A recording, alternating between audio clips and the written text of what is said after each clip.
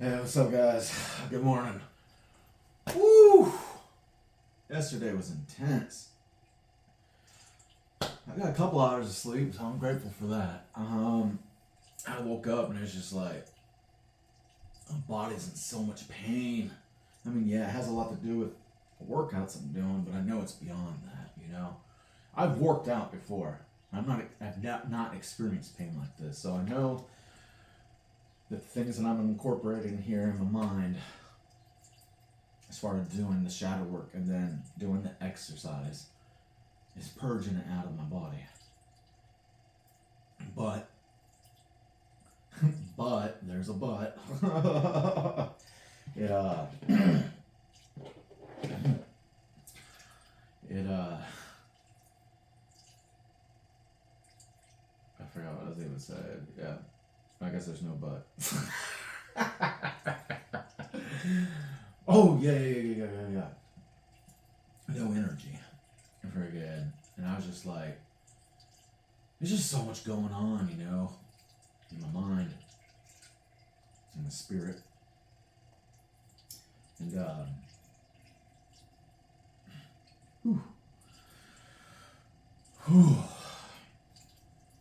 that it's hard to remember basic things right now. Like,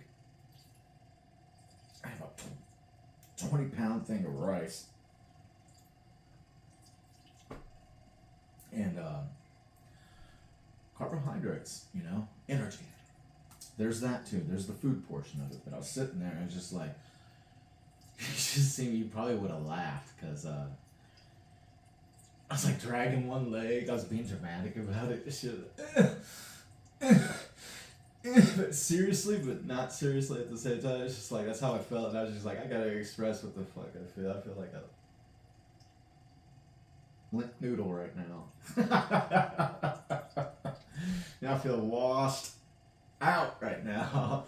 And I was just like, wait a minute, hold on. I know how to get energy. I know how to get that real fast. I had to grab my, I just forgot about it, It's been years, it's been about a decade since I practiced this. Where's my, I can't find my nasal opener so I can breathe. But basically, bear with me, this is gonna be, you don't have to do this, but I have to do it because I have a deviated septum. I can't breathe through this side most of the time. And you can use this to get energy and to warm up your body if you are in frigid temperatures for survival. And you just breathe, you hyperventilate almost. Not to the point where you get dizzy, but you just like,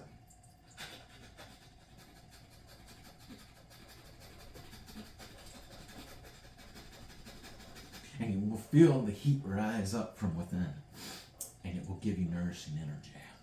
So you don't need just food or,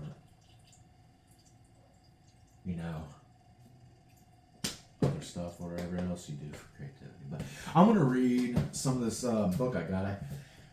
I've had it for about a month now, but I haven't touched it. It's called A Brief History of Time, From the Big Bang to Black Holes by Stephen W. Hawking. Oh, with an introduction by Carl Sagan.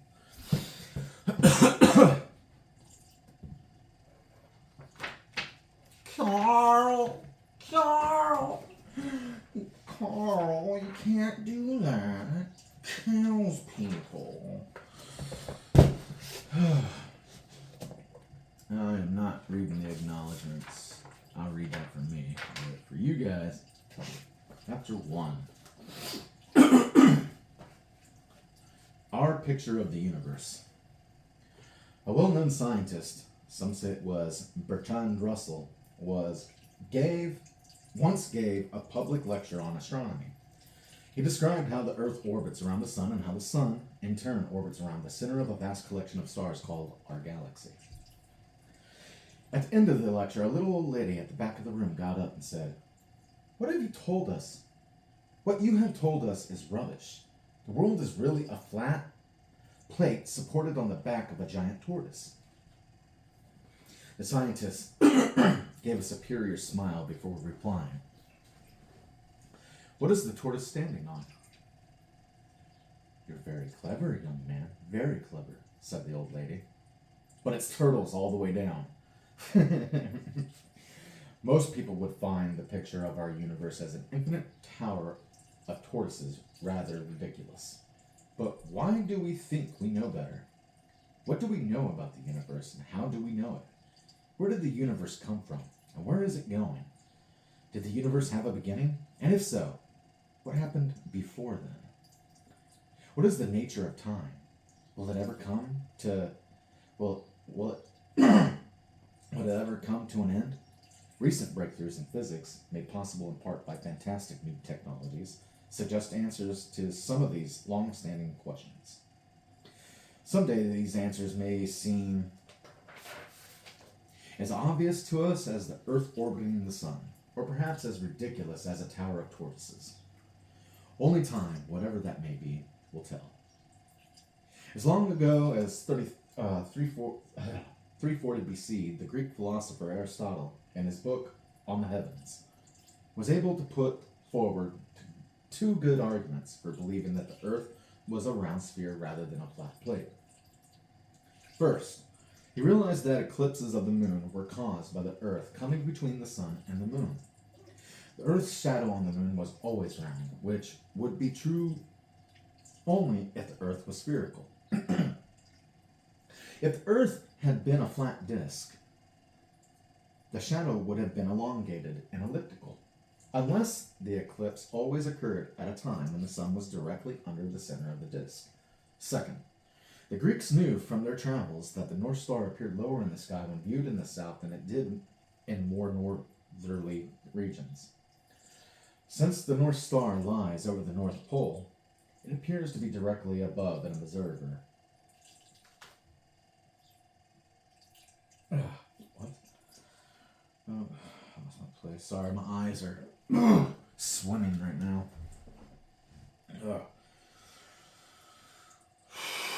Since the North Star lies over the North Pole, it appears to be directly over an observer at the North Pole. But to someone looking from the equator, it appears to lie just at the horizon. From the difference in the apparent position of the North Star in Egypt and Greece, Aristotle even quoted an estimate that the distance around the Earth was 400,000 stadia. It is not known exactly what length a stadium is. A stadium. Stadia? Stadia? Is that how you say it? Stadia. It is not known exactly what length a stadium was, but it may have been about 200 yards, which would make Aristotle's estimate about twice the currently accepted figure. The Greeks even had a third argument, that the Earth must be round, for why else does one first see the sails of a ship coming over the horizon and only later see the hull?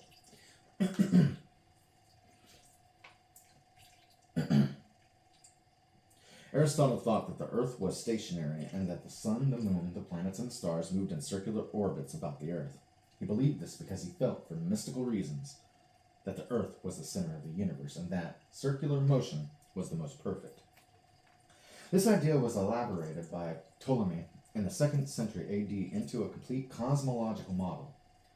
The Earth stood at the center, surrounded by 8 spheres that carried the moon, the sun, the stars, and the 5 planets known at that time: Mercury, Venus, Mars, Jupiter, and Saturn.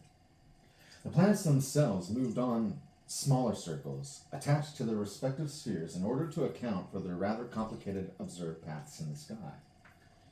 The outermost sphere carried the so-called fixed stars, which always stay in the same positions relative to each other, but which rotate together across the sky. What lay beyond the last sphere was never made very clear, but it certainly was not part of mankind's observable universe. Ptolemy's model provided a reasonably accurate system for predicting the positions of heavenly bodies in the sky. But in order to predict these positions correctly, Ptolemy had to make an assumption that the moon followed a path that sometimes brought it twice as close as the Earth, or twice as close to the Earth as at other times. And that meant that the moon ought sometimes to appear twice as big as at other times. Ptolemy recognized this flaw.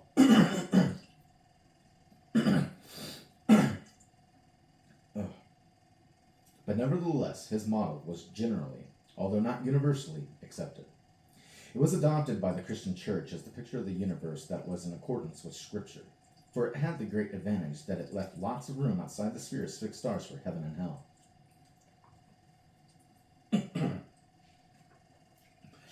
A simpler model, however, was proposed in 1514 by a Polish priest, Nicholas Copernicus. At first, perhaps for fear of being branded a heretic by his church, Copernicus circulated his model anonymously. His idea was that the sun was stationary at the center and that the Earth and the planets moved in circular orbits around the sun. Nearly a century passed before this idea was taken seriously. Then two astronomers, the German Johannes Kepler and the Italian Galileo Galilei, started publicly to support the Copernican theory, despite the fact that the orbits predicted did not quite match the ones observed.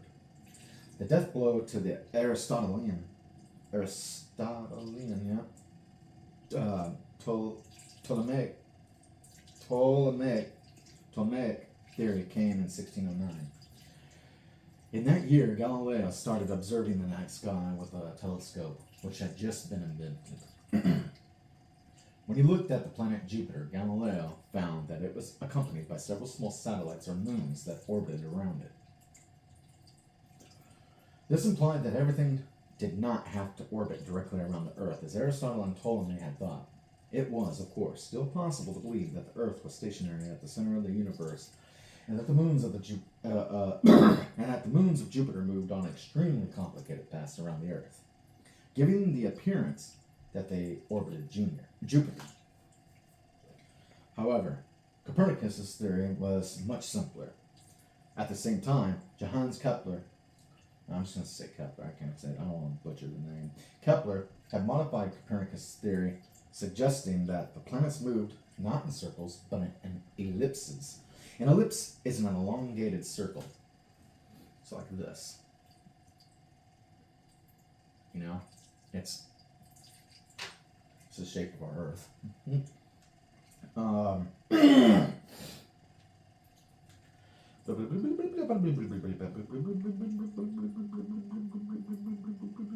The predictions now finally matched the observations.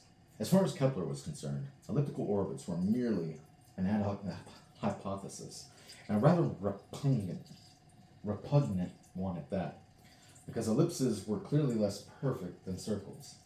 Having discovered almost by accident that elliptical orbits fit the observations well, he could not reconcile them with his idea that the planets were made to orbit the sun by magnetic forces. An explanation was provided only much later, in 1687, when Sir Isaac Newton published his Philosophiae Naturalis Principia Mathematica, probably the most important single work ever published in the physical sciences. Bear with me.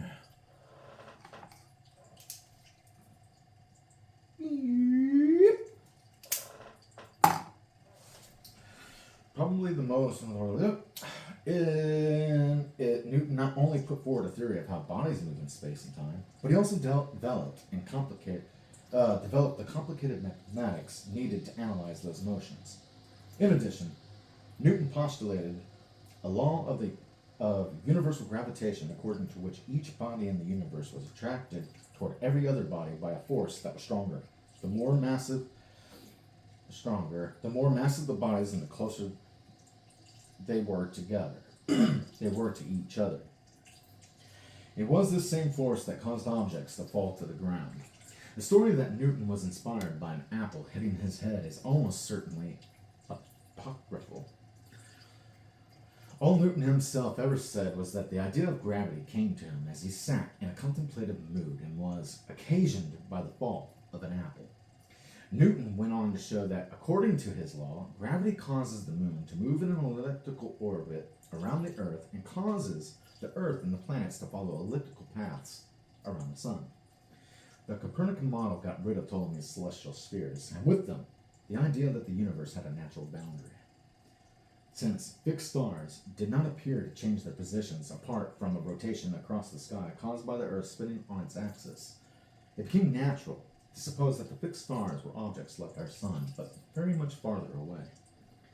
Newton realized that, according to his theory of gravity, the stars should attract each other, so it seemed they could not remain essentially motionless. Would they not all fall together at some point? In a letter in 1691 to Richard Bentley, another leading thinker of his day, Newton argued that this would indeed happen if there were only a finite number of stars distributed over a finite region of space. But he reasoned that if, on the other hand, there were an infinite number of stars distributed more or less uniformly over infinite space, this would not happen, because there would not be any central point for them to fall to. This argument is an instance of the pitfalls that you can encounter in talking about infinity. In an infinite universe, every point can be regarded as the center. Thank you. Thank you for saying that. Because every point has an infinite number of stars on each side of it.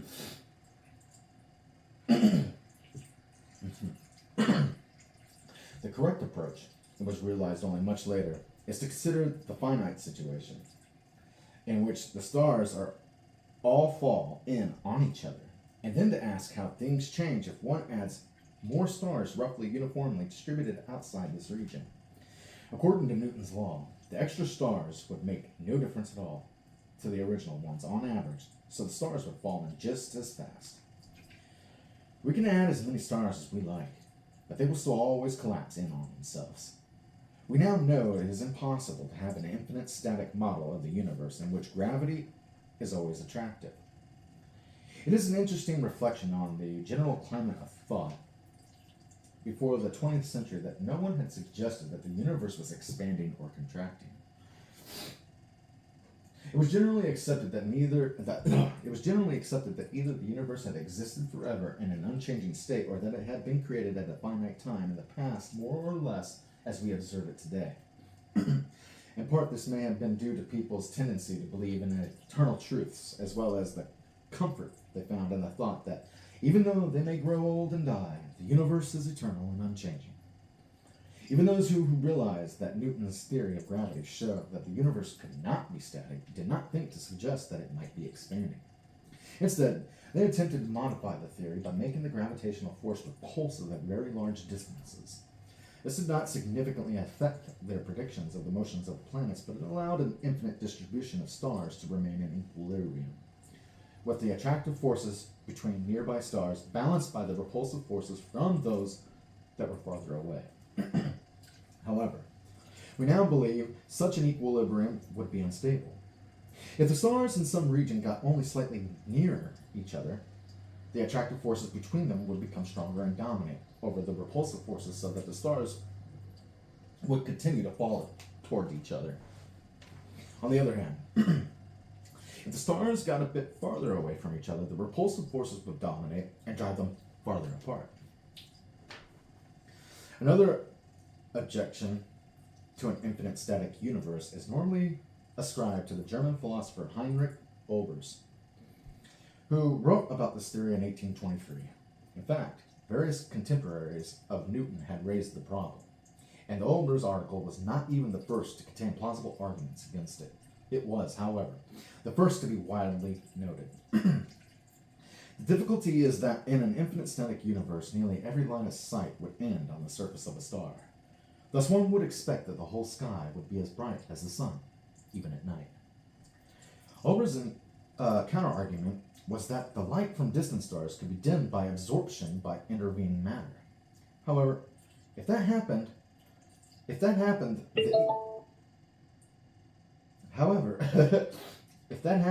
intervening matter would eventually heat up until it glowed as brightly as the stars. The only way of avoiding the conclusion that the whole of the night sky should be as bright as the surface of the sun would be to assume that the stars had not been shining forever, but had turned on at some finite time in the past. In that case, the absorbing matter might not have heated up yet, or the light from distant stars might not yet have reached us.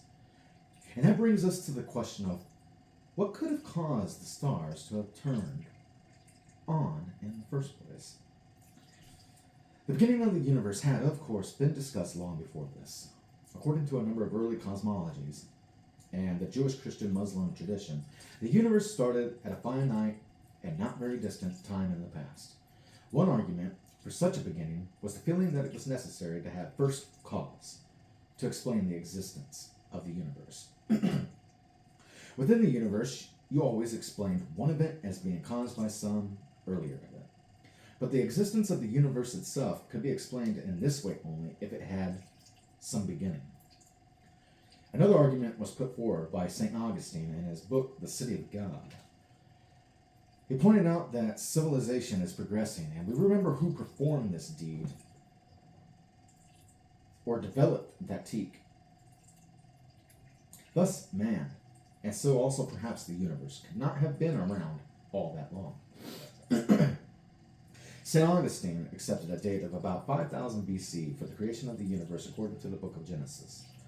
It is interesting that this is not so far from the end of the last ice age, about 10,000 BC, which is when archaeologists tell us that civilization really began.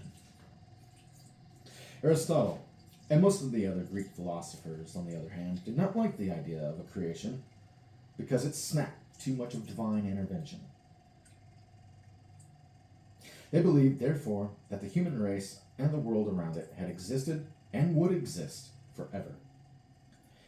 The ancients had already considered the argument about progress described above, and answered it by saying that there had been periodic floods or other disasters that repeatedly set the human race right back to the beginning of civilization.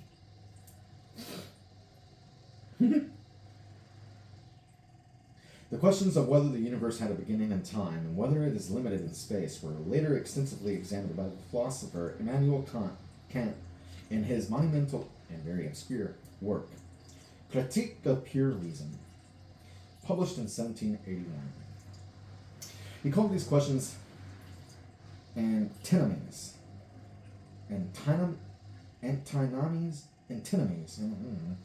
That is, contradictions of pure reason, because he felt that there were equally compelling arguments for believing the thesis that the universe had a beginning and the antithesis that it had existed forever. His argument for the thesis was that if the universe did not have a beginning, there would be an infinite period of time before any event, which he considered absurd. The argument for the antithesis was that if the universe had a beginning, there would be an infinite period of time before it. So why should the universe begin at any one particular time? In fact, his cases for both the thesis and the antithesis are really the same argument. Yeah, I thought I was reading the same thing there for a second. They are both based on his unspoken assumption that time continues back forever, whether or not the universe had existed forever. As we shall see, the concept of time has no meaning before the beginning of the universe. This was first pointed out by St. Augustine. When asked, what did God do before he created the universe? Augustine didn't reply. He was preparing hell for people who asked such questions. Instead, he said that time was a property of the universe that God created, and that time did not exist before the beginning of the universe.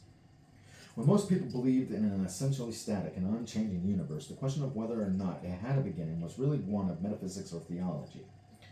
One could account for what was observed equally well on the theory that the universe had existed forever on the theory that it was set in motion at some finite time in such a manner as to look as though it had existed forever.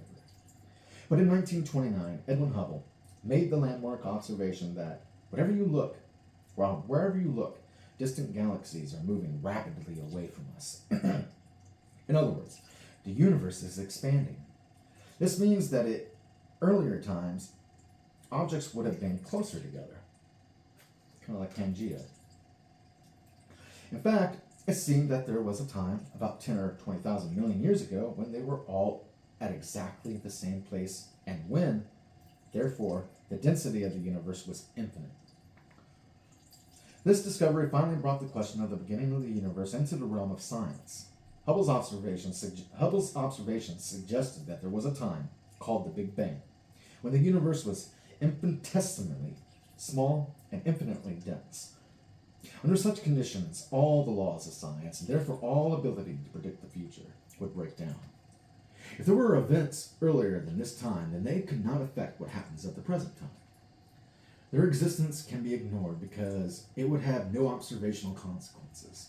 One may say that time had a beginning at the Big Bang, in the sense that earlier times simply would not be defined.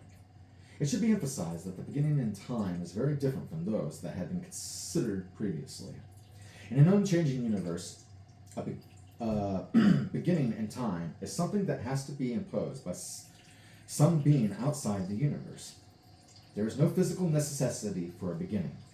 One can imagine that God created the universe literally at any time in the past. On the other hand, if the universe is expanding, there may be physical reasons why there had to be a beginning. One could still imagine that God created the universe at the instant of the Big Bang, or even afterwards, in just such a way as to make it look as though there had been a Big Bang. But it would be meaningless to suppose that it was created before the Big Bang. An expanding universe does not preclude a creator, but it does place limits on when he might have carried out his job.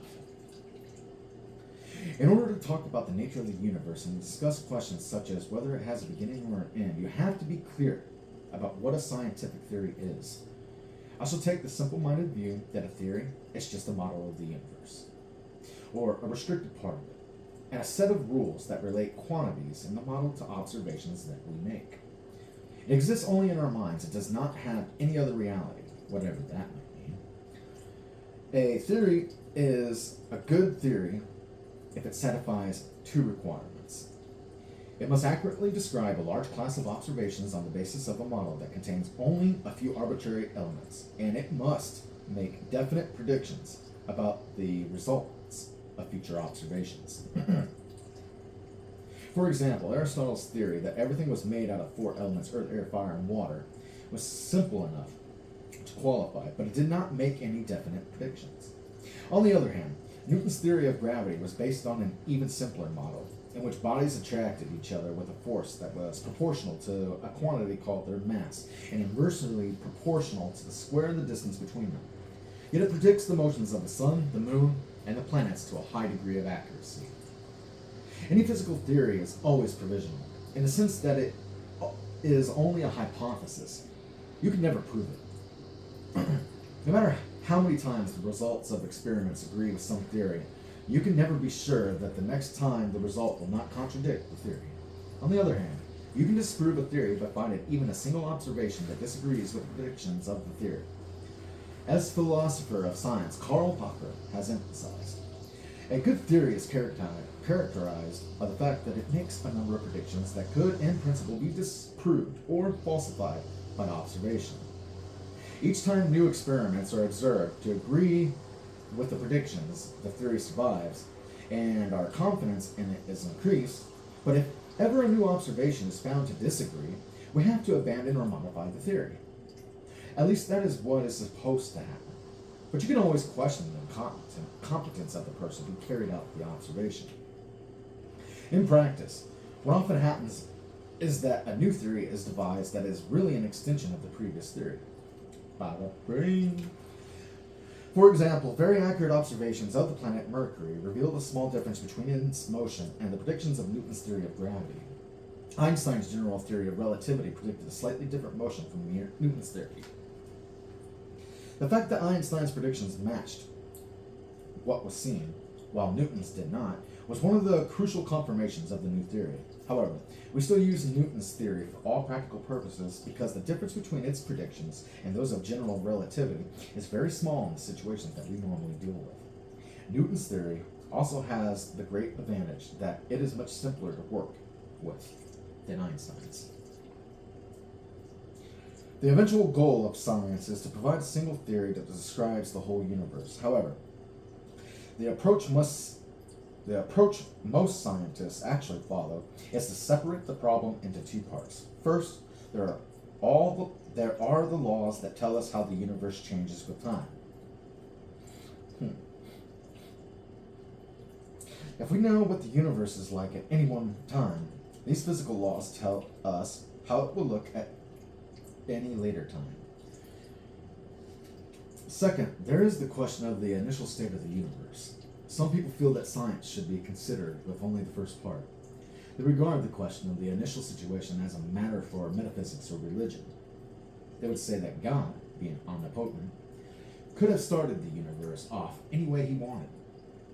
That may be so, but in that case, he also could have made it develop in a completely arbitrary way.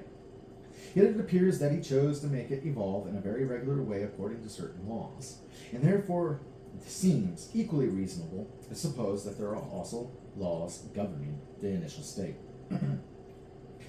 It turns out to be very difficult to devise a theory to describe the universe all in one go. Instead, we break the problem up into bits and invent a number of partial theories. Each of these partial theories describes and predicts a certain limited class of observations, neglecting the effects of other quantities, or representing them by simple sets of numbers. It may be that this approach is completely wrong. If everything in the universe depends on everything else in a fundamental way, it might be impossible to get close to a full solution by investigating parts of the problem in isolation. Nevertheless, it is certainly the way that we have made progress in the past. The classic example, again, is the Newtonian theory of gravity, which tells us that the gravitational force between two bodies depends only on one number associated with each body, its mass, but it's otherwise independent of what the bodies are made of. Thus, one does not need to have a theory of the structure and constitution of the sun and the planets in order to calculate their orbits. Today, scientists describe the universe in terms of two basic partial theories: the general theory of relativity and quantum mechanics. They are the great intellectual achievements of the first half of this century. The general theory of relativity describes the force of gravity and the large-scale structure of the universe, that is, the structure on scales from only a few miles to as large as a million, one with 24 zeros after it, miles, the size of the observable universe. Quantum mechanics, on the other hand, deals with phenomena on extremely small scales, such as a millionth of an inch. Unfortunately, however, these two theories are known to be inconsistent with each other. They cannot both be correct. One of the major endeavors in physics today, and the major theme of this book, is the search for a new theory that will incorporate them both, a quantum theory of gravity. We do not yet have such a theory, and we may still be a long way from having one, but we do already know many of the properties that it must have. And we shall see in later chapters that we already know a fair amount about the predictions a quantum theory of gravity must make. Now, if you believe that the universe is not arbitrary, but is governed by definite laws, you ultimately have to combine the partial theories into a complete unified theory that will describe everything in the universe. You see, I have an opinion about this. I had a notion about this the other day. It's funny, I've never read this book before, but I was thinking about what they're talking about. And I thought to myself, and I was like, you will never come with a uniform equation that solves the universe. Never. So there's like Kingdom Code, right? If you look at some of my other stuff, I don't know if I have it on this channel or not. Maybe it's on my TikToks. But there's Kingdom Code in everything. And when you start to, how should I say, when you begin to realize and see, like, it's the pattern starts sticking out to you, the Kingdom Code, you know? My thought on it was this. It's just like, everyone has a blueprint, right? And you can apply this to the universe. You can apply it to anything you want. Nothing is separate. People come with an equation. People come with a blueprint, right? So, it's like they said, it's a two-part equation. There is a solidified first part that remains constant. And then the second part is ever-changing, depending on what's interacting with it. But it completes the model. I don't know. That's my theory. Anyway.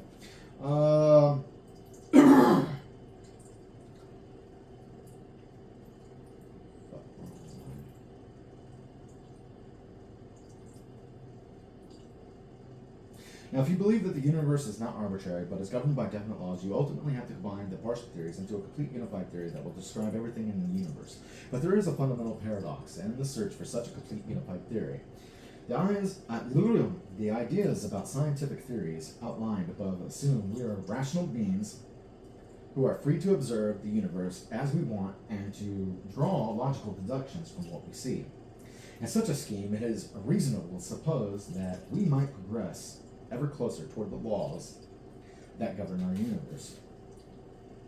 Yet, if there really is a complete unified theory, it would also presumably determine our actions, and so the theory itself would determine the outcome of our search for it. And why should it determine that we come to the right conclusions from the evidence? Might it not equally well determine that we draw the wrong conclusion, or no conclusion at all? The only answer that I can give to this problem is based on Darwin's principle of natural selection. The idea is that in any population of self-reproducing organisms, there will be variations in the genetic material and upbringing that different individuals have. These differences will mean that some individuals are better able than others to draw the right conclusions about the world around them and to act accordingly. These individuals will be more likely to survive and reproduce, and so their pattern of behavior and thought will come to dominate. It has certainly been true in the past that what we call intelligence and scientific discovery has conveyed us survival advantage. It is not so clear that this is still the case. Our scientific discoveries may well destroy us all, and even if they don't, a complete unified theory may not make much difference to our chances of survival. However, provided the universe has evolved in a regular way, we might expect that the reasoning abilities that natural selection has given us would be valid also in our search for a complete unified theory, and so would not lead us to the wrong conclusions. Because the partial theories that we already have are sufficient to make accurate predictions in all but the most extreme situations, the search for the ultimate theory of the universe seems difficult to justify on practical grounds. It is worth noting, though, that similar arguments could have been used against both relativity and quantum mechanics, and these theories have given us both nuclear energy and the microelectronics revolution. The discovery of a complete unified theory, therefore, may not aid the survival of our species. It may not even affect our lifestyle.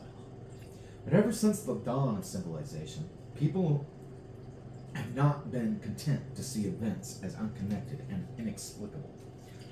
They have craved an understanding of the underlying order in the world. Today we still yearn to know why we are here and where we came from. Humanity's deepest desire for knowledge is justification enough for our continuing quest. And our goal is nothing less than a complete description of the universe we live in.